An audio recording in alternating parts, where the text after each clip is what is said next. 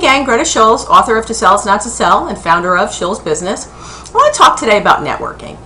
If you've seen anything that I've done, you know that networking is a very important part of building your business. At least I believe that it is. The problem is networking can be done very poorly. And to do networking properly, there's a couple things you need to do. Number one, you need to figure out where you're going to network. You shouldn't be networking everywhere in town. You need to figure out which places are good for you to network, where are you going to actually go that's either going to have good strategic alliances for you, or potentially it could be places that your clients are going to go, but you're really not selling at a networking event anyway. So you want to find a place that has strategic alliances. Some of the places that I recommend, number one, certainly depending on your business, your local Chamber of Commerce is always good. Again, it depends on your business. If you have a very specific business and it isn't local or they're not someone that's at a Chamber of Commerce meeting, so then maybe that's not right for you. Also, in most chambers, if you are calling on C-level executives, there's usually some sort of a trustee level or next level where you have to be an owner of a business to go. So if you are an entrepreneur where you're the owner of your business, you may want to invest in that because you certainly will be networking with the right level of person. The other thing that I think is also really important is trade organizations. Are you a part of your trade organization? Whether the trade organization is, if you're a media person, is it the ad federation, is it the media exchange? There's all sorts of different things. So depending on what your particular trade is, that's a good place typically to go because you're going to find potential strategic alliances. You're going to find people that do things similar to you, but not exactly like you. And when people are calling on you, they're also calling on them. So it's a good relationship. The third one is some sort of a charity or service organization. There's a couple of reasons why I think this is good. It's good because we should be giving back to our community, and that's the right thing to do, and we need to be doing the right thing all the time, and if we are, I truly believe that success comes when you do things properly and right.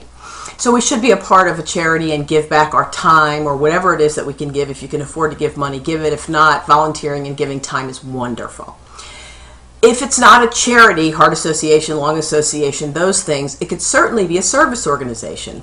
I think the Lions Club, I think the Rotary, I think the Kiwanis Club, those are wonderful organizations, and I'm sure you have some in your community that are all there for a common goal to help others. So you have an opportunity to meet and network with people for a different reason than just business.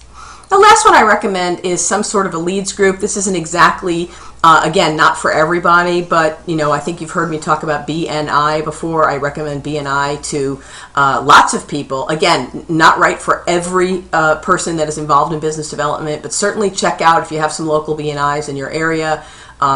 It's Business Network International, and I would look them up, see what's local, go visit a couple of chapters, and it may be a fit for you. But the combination of all those things is what you should do when you're networking. That's number one. When you figure out the places that you want to go, you need to go consistently. Don't go to everything in town. Do as many things as you can in a particular organization to build strong relationships there. People get to know you by you being around, you learning about them, you getting together with them, and that's how your relationships are built. That's how trust is built. If you go once in a while and you hand out a business card, there's no trust.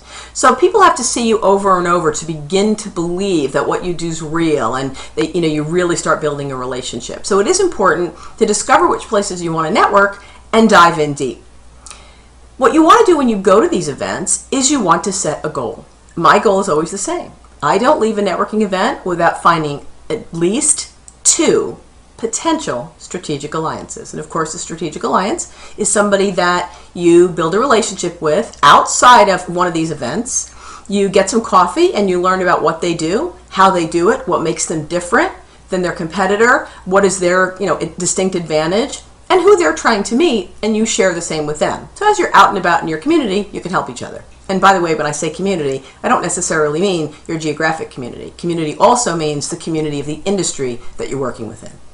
So that's a really important thing. And if you set those goals when you go to a networking event, that'll truly help you every time to walk out of there with some meat as opposed to just a bunch of business cards. The other thing that's important is if you are on a board of directors of any kind or a committee, that is also a place that you need to set some goals. And an easy way to set goals there is when you go to a board meeting or a committee meeting, after all of the agenda is done and the minutes and everybody goes through what their responsibilities are, everybody typically shakes hands and walks out the door. You need to take some initiative and even if your goal is one person each month that you have your meeting, go up to that one person and say, hey Jane, you and I have been on this committee for several months together. I kind of know what you do. I think you kind of know what I do. But if I had an opportunity to refer somebody to you, I have a lot of respect for you. I've seen how you work here. I'd certainly like to refer you as opposed to somebody else. I want to learn a little bit more about you and your organization, what makes you tick, what makes you different, so I can refer you.